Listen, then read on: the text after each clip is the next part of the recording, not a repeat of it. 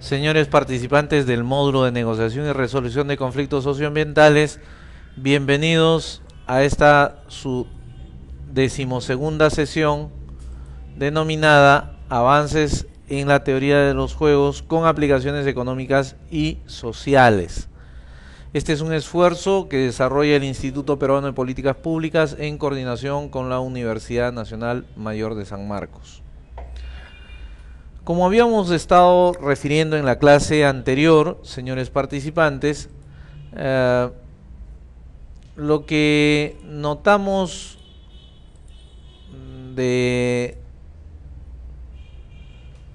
esta teoría planteada es que se funda sobre la lógica matemática, pero además que explora, a diferencia de las probabilidades en desarrollo de estrategias en función de conductas, más allá de finalidades en conductas, ¿no? Por lo mismo nos permite ir hacia un plano que va a ir tocando el comportamiento en función de los intereses de cada parte y cómo establece un conjunto de conductas para lograr un máximo de beneficio y un mínimo de pérdida. Como hemos dicho ya, la teoría de los juegos es una rama, o mejor, es un desarrollo que se hace a partir de las matemáticas y que se dedica al estudio de las situaciones conflictivas que aparecen cuando un colectivo de agentes con intereses contrapuestos o al menos no concordantes deben tomar decisiones individuales que les afecten mutuamente. Es tradicional que el conflicto se le denomine juego y que los agentes involucrados sean los jugadores. Este plano lúdico entonces permite recuperar la noción de los actores sobre la base de jugadores y la gestión del conflicto, el tablero de probabilidades, de posibilidades de conductas como el juego. Vamos a tocar el valor Shapley. Lloyd Shapley es un matemático estadounidense que ha contribuido notablemente en la teoría de los juegos, siendo copartícipe en las siguientes teorías. En principio, el teorema Bondareva-Shapley, que implica que los juegos son motivados, es decir, no surgen de un vacío, tienen una motivación. El índice Shapley-Shubik o índice de poder, el cual establece que el voto en bloque es más sólido que el voto individual. Y por último, el algoritmo Gale-Shapley, el cual analiza la problemática matrimonial mediante la guerra de sexos. Veamos entonces, por citar un plano, el valor Shapley. Este es un método axiomático propuesto por el matemático en mención, que se fundamenta en los siguientes principios. Primero, dado un conflicto que implica el uso de alianzas para poder lograr ser competitivo, se tienen que establecer las propiedades razonables para solucionar la problemática de una alta competitividad en el mercado, ¿no? El uso de las alianzas entonces es conducente a lograr ser más competitivo en el mercado. En segundo ítem, si bajo las experiencias dadas a través del tiempo se tiene la evidencia de que haya habido al menos un solo caso en que, dadas circunstancias parecidas o similares para solucionar la problemática, entonces dicha evidencia demuestra la existencia de solución. El antecedente nos va a ir conduciendo hacia una pista que pueda dar cuenta de la existencia de una solución. En el tercer ítem planteamos que una vez hallada un camino que conduzca hacia la solución, entonces se estudia la posibilidad de que dicha solución sea única para el caso, es decir, que implique un teorema de unicidad, ya que ningún proceso de conflictividad es igual y cada uno tiene sus propias características. Bajo el modelo de la solución única, esta pasa a ser un patrón, el cual debe de ser modificado parcialmente para que sea utilizable en diversos casos. Es decir, va a tomar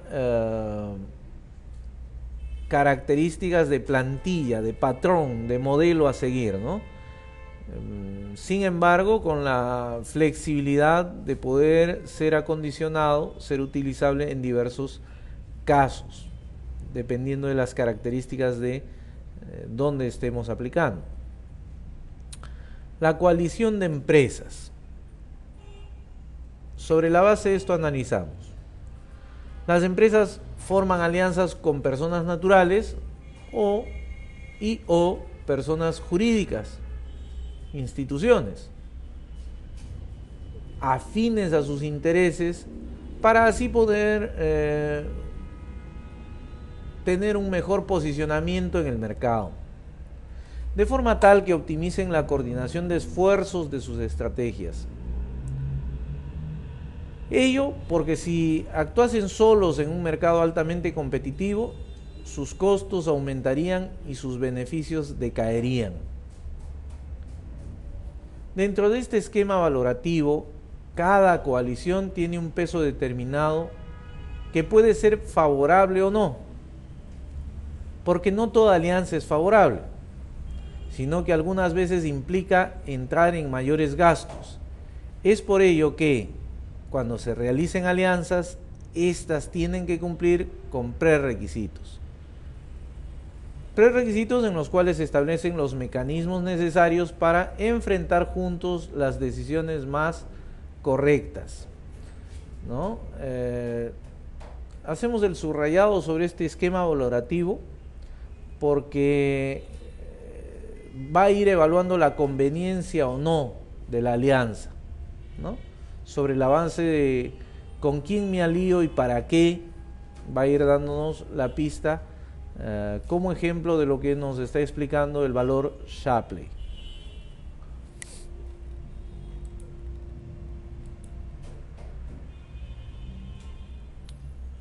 De otra parte tenemos el índice de poder.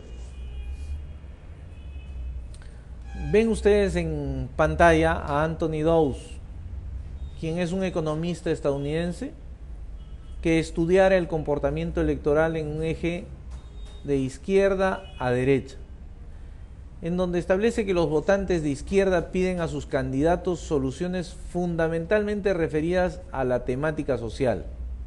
En cambio, los votantes de derecha piden a los candidatos políticos de libre mercado, políticas de libre mercado, y que aseguren una estabilidad jurídica que proteja la actividad privada.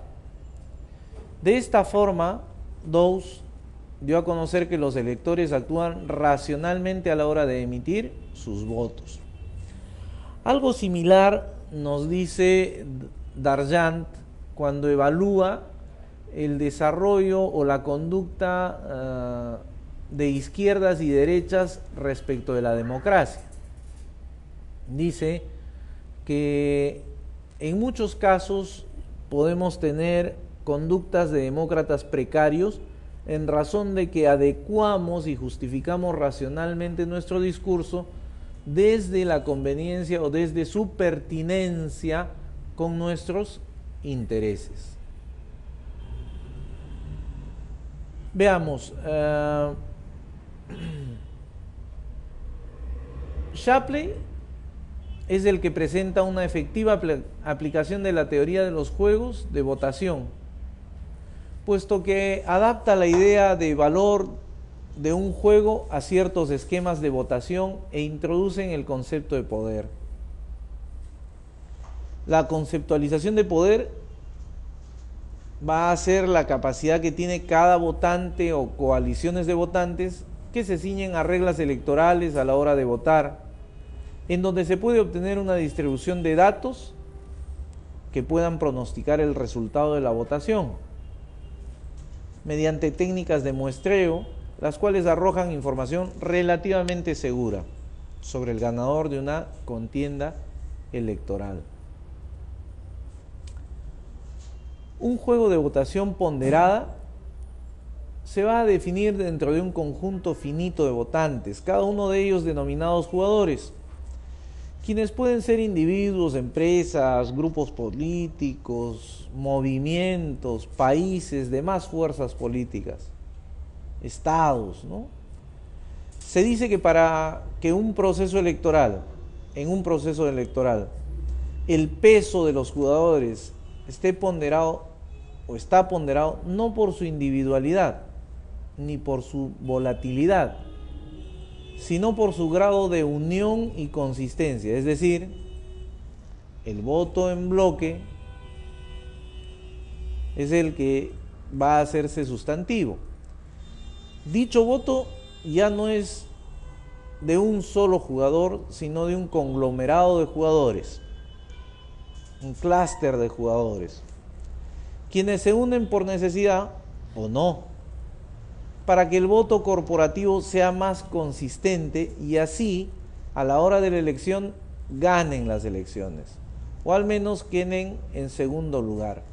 Estas coaliciones que se hacen a nivel de sindicatos para capturar la dirección central de una confederación gremial, se van a distribuir cuotas de poder, pero saben que establecen esa alianza sobre la base de un objetivo mayor, y es el de poder ganar, poder garantizar su participación en un plano, en un medio de toma de decisiones. Como pueden ver ustedes, participantes, Anthony Dawes, quien publicara en la década del 50 su célebre obra An Economic Theory of Democracy, Dawes plantea que la elección es un proceso racional, es decir, es factible conocer el comportamiento electoral de los votantes. Los votantes actúan racionalmente a la hora de emitir su voto. Esto se manifiesta por una relación causal entre el elector y el candidato, de forma tal que el elector aspira a satisfacer sus necesidades mediante las promesas hechas por el candidato, así como el candidato desea lograr su objetivo, que no es otro que el de ganar las elecciones, ofreciendo satisfacer las necesidades de sus electores, de tal modo que se crea un equilibrio entre ambas demandas y ofertas. Demanda, oferta, candidato, elector, ¿no?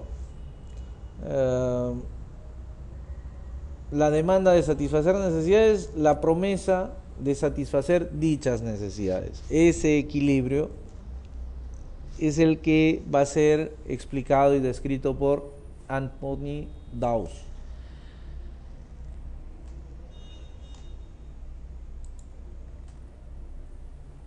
Ahora, veamos el análisis de negociaciones en función a la teoría de juegos. Como hemos dicho y reiteramos una vez más, una negociación es un proceso de toma de decisiones en el que dos o más partes se comunican e intercambian ideas, argumentos y ofertas con la intención de satisfacer sus necesidades y alcanzar sus objetivos, educando e informando a sus contrincantes y cambiando las relaciones, posiblemente haciendo concesiones para alcanzar un acuerdo, mejorando el clima inicial, por cierto, ¿no? La idea es esa, que sobre la base de comunicación asertiva se mejore el clima de negociación y permita el medio apropiado para alcanzar un acuerdo. Las negociaciones pueden ser distributivas, es decir,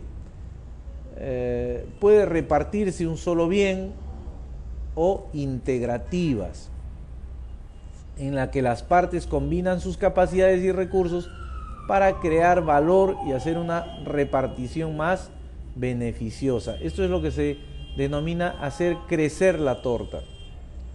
No partirnos la torta en pedacitos muy pequeños para que alcance para todos, sino crearle valor para que podamos ser satisfechos una mayor gama y en una mayor amplitud. Una negociación puede concluir con una solución satisfactoria para ambas partes. Puede concluir también con una ruptura de las mismas o en una ruptura con acuerdo que intenta replantear las negociaciones nuevamente.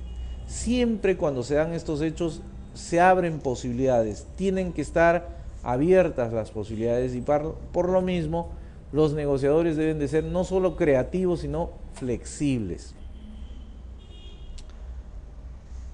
La negociación basada en métodos de una búsqueda continua de acuerdos mejores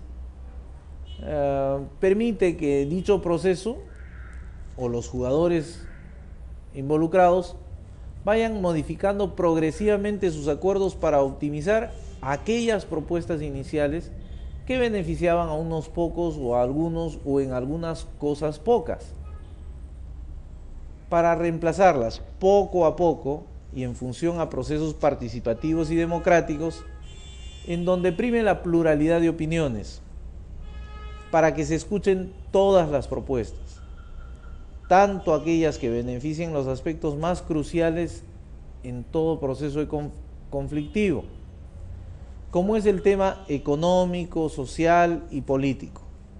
Así, al ponderar las posiciones de los actores sociales que intervienen en la negociación, se irán puliendo continuamente, mejorando las propuestas iniciales, siendo estas nuevas alternativas de solución aceptadas por la mayoría en función al índice de poder. Este índice de poder acepta las posturas que benefician a la mayoría de los actores sociales, es decir, a los jugadores intervinientes. De otra parte, tenemos la negociación basada en concesiones. En esta, las partes comienzan la negociación desde posiciones diferentes y deben ir realizando concesiones mutuas, recíprocas, abandonando sus posiciones iniciales hasta que finalmente se encuentran en un punto común o un punto de equilibrio. Un aspecto negativo de este tipo de negociaciones es que no se alcanza a establecer resultados óptimos, sino subóptimos. Porque probablemente en ese tire y jale de las concesiones podamos caer en la tentación del regateo, ¿no? Lo cual se corrige conformando múltiples subgrupos negociadores que van concediendo cosas para evitar un proceso de escalamiento en el conflicto social. Pero aquí otro inconveniente, y es que hay un límite en las concesiones. No se puede concesionar hasta el último de los extremos, puesto que no se puede dar sin analizar las consecuencias de esa concesión, de esa dación, ya que esto muchas veces implica que el conflicto se resuelva parcialmente, manteniendo actividad también parcialmente. Hay quienes piensan que hay que ir desactivándolo a partir de las parcialidades. Sin embargo, en la medida en que subsista algún aspecto del conflicto, el conflicto continúa y se mantiene latente y posteriormente puede incrementarse. Entonces, este aspecto lo que logra es que los dirigentes sientan que solamente presionando es como se puede obtener sus pliegos competitorios. Presión, regateo, presión, regateo, presión, regateo. Entonces, termina siendo una negociación de desgaste. Ahora, en toda negociación, estos acuerdos mejores de los que hablamos, proactivamente se fundan también en ciertas concesiones, ¿no? Es decir, siempre hay que tener el suficiente equilibrio y la distancia para poder tomar estos aspectos mejorando.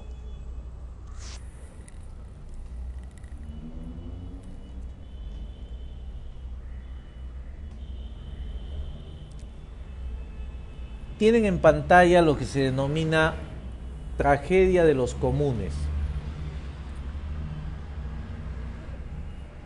La tragedia de los comunes es un dilema descrito por Garrett Hardin en 1968. En él describe una situación en la cual varios individuos, motivados por el interés personal y actuando independientemente pero racionalmente, terminan por destruir un recurso compartido limitado. Dicho recurso es de interés común. Aunque a ninguno de ellos, ya sea como individuos o en conjunto, les convenga que tal destrucción suceda, puede llevarlos a ese punto. Partimos del plano de la libertad, la responsabilidad y la implicancia con el bien común. Entonces, tenemos que en la libertad individual, en el vértice de la responsabilidad, toda persona tiene una libertad individual implícita a su condición de ser humano. Esta libertad está sujeta a una responsabilidad individual, en donde prima el interés y el beneficio de la propia persona. Por supuesto, una libertad individual no es absoluta si no está llevada hacia el plano de la responsabilidad de garantizar igualmente la libertad de los demás, pero además que el libre albedrío, entre comillas, esté sujeto a patrones de responsabilidad. Por citar un ejemplo un poco burdo, pero gráfico, yo puedo en uso de mi libertad ir conduciendo mi vehículo a 120 kilómetros por hora en la avenida Arequipa a las 2 de la mañana y vengo de haber estado trabajando todo el día y haberme tomado unas copas con unos amigos. Entonces, probablemente, si yo acometo esta conducta, me resulte un imprevisto probable de atropellar a una persona o estrellarme yo y causar fatalmente una pérdida de vida. Es decir, que no estaría actuando con responsabilidad y sí solamente sobre la base de una malentendida libertad a ultranza. Pero ¿cómo tiene esto su implicancia con el bien común? Pues cuando el individuo solo prevé sus ganancias y beneficios individuales, puede ocasionar daños severos a la propiedad común, pero esto no es necesariamente así. Es decir, el riesgo implícito de no actuar con responsabilidad o de actuar con responsabilidad puede ser que pueda ocasionarse daños, perjuicios a la sociedad, a la propiedad común, etcétera, ¿no? Viendo que la sociedad también tiene como valor el bien común, ¿no? En cuanto a una libertad limitada, en el vértice con la responsabilidad, vamos a ver que no hay libertad absoluta para los individuos, lo decíamos hace un momento. Y precisamente porque vivimos en sociedad y la sociedad nos da reglas de comportamiento. Así, nuestros derechos acaban cuando comienzan los de los demás. Esto va a implicar el ejercicio de la responsabilidad social de todo individuo, donde va a primar el beneficio ya no de la persona, sino de la sociedad.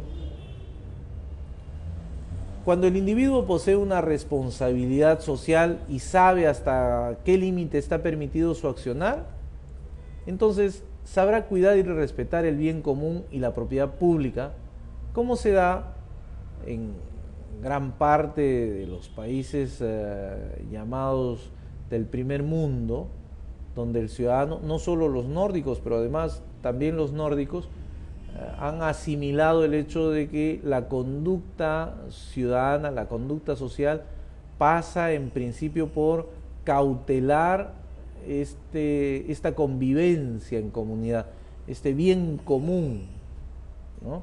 Y no por encima de ella está la libertad del individuo, más bien, la libertad del individuo está subordinada a este interés mayor. Buena falta le haría a algunos programas y a algunos periodistas reflexionar sobre estos temas, ¿no? ¿Qué dicen ustedes, señores participantes? De otro lado, la ausencia de libertad.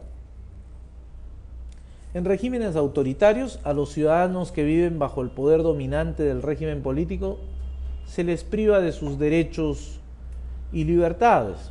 Esto implica que el individuo ya no asume con responsabilidad política, sino que el Estado es quien asume la responsabilidad absoluta en beneficio de la sociedad, supuestamente. El individuo es reducido, es un capitis diminutio, ¿no? Va a ser reducido en sus capacidades.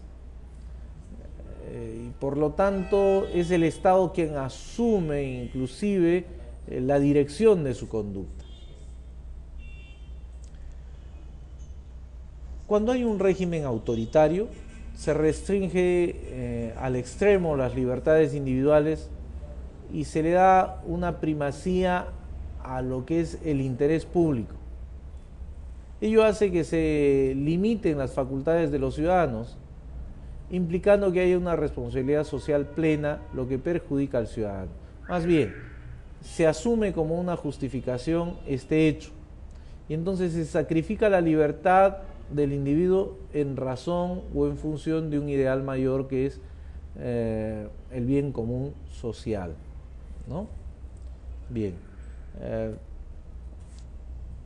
uno y otro extremo, como pueden notar, tiene serias deficiencias.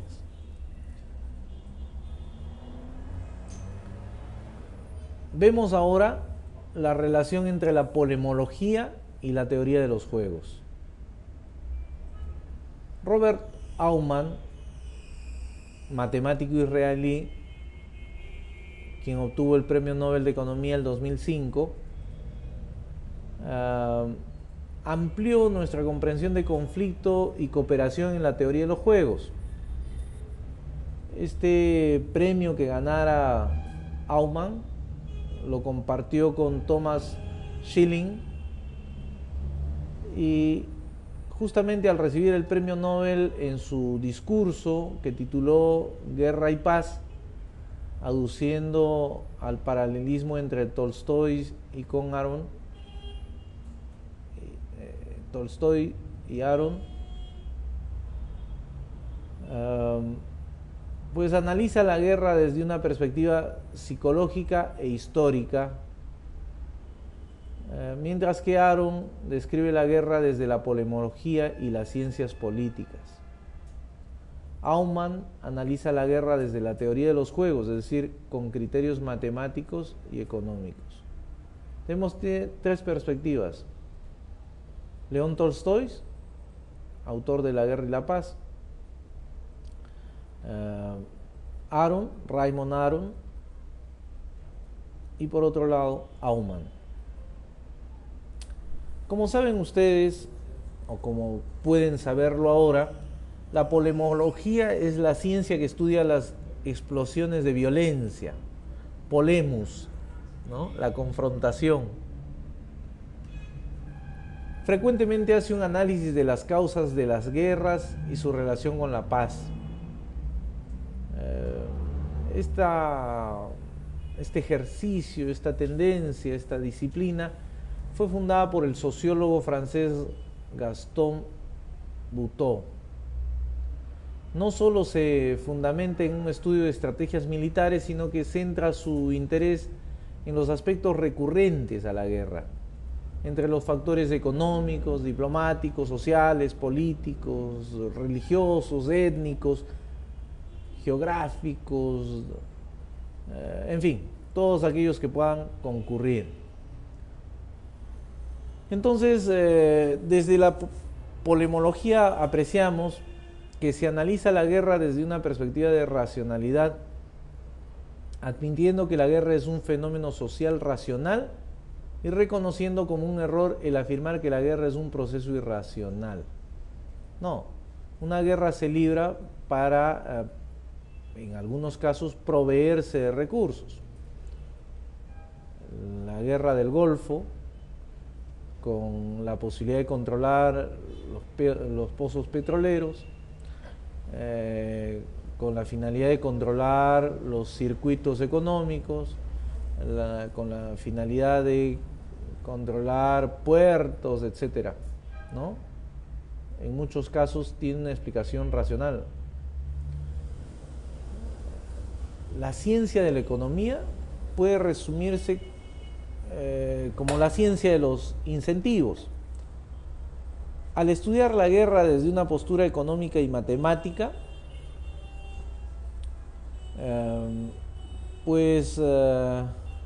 podemos analizar la guerra como un sistema de incentivos. Esto permite generar ganancias y pérdidas entre los países en conflicto.